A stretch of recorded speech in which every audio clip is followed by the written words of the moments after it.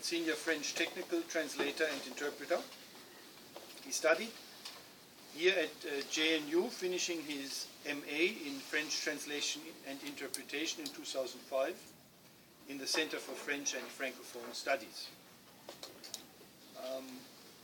In terms of philosophy, he's an autodidact and discovered Schopenhauer in 2005 at the first of the series of conferences, of which this is the third one in India and two were held over in Germany.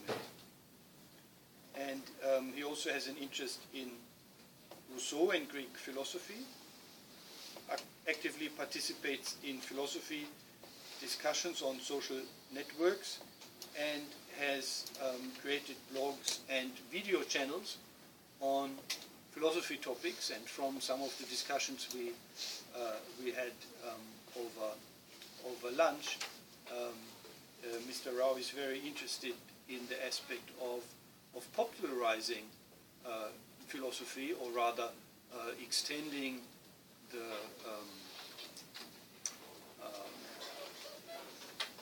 the audience for important philosophical debates. Thank you very much, Mr. Atzert. Good evening, friends, distinguished guests. Let me begin with a small anecdote. In 2010, I was struck by a tragedy, and there was also a happy moment, and I didn't know what to do. Now, in such cases, when a tragedy strikes you, you either turn over to religion or to philosophy. I chose philosophy, and I think philosophy has made me a better human being. And I would like to thank my guru, Dr. Barua, for giving me a chance to, enter the world of philosophy.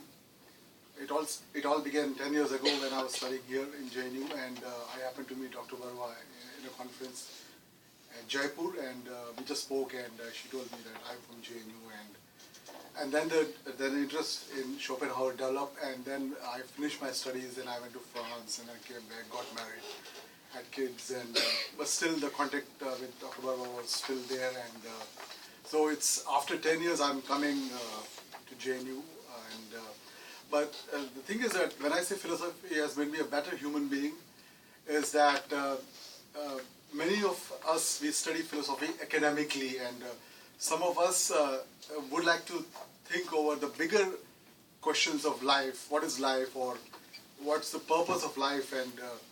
And when you want to find an answer, you have to turn to philosophy. But again, not everybody can be lucky to enroll in a philosophy course. Then what to do?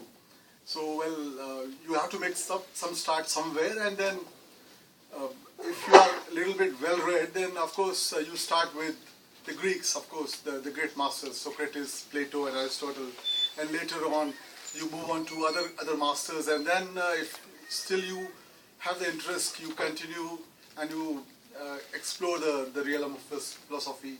So this was the case with me, and as a matter of fact, when I was doing my masters here, we had one optional course on philosophy.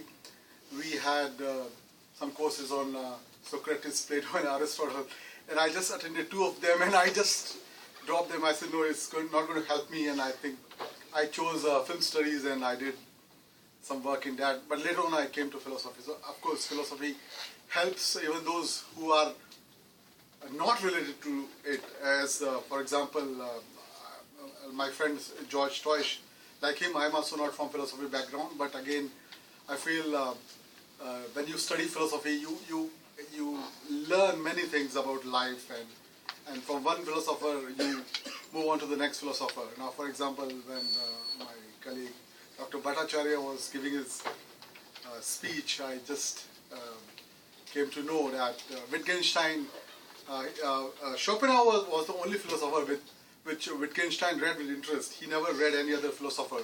So these are the things which you learn when you read philosophy. But of course, there's a way of looking at philosophy. Maybe many of the people do it in an academic manner, and there are many like me who are just interested in philosophy in a non-academic manner.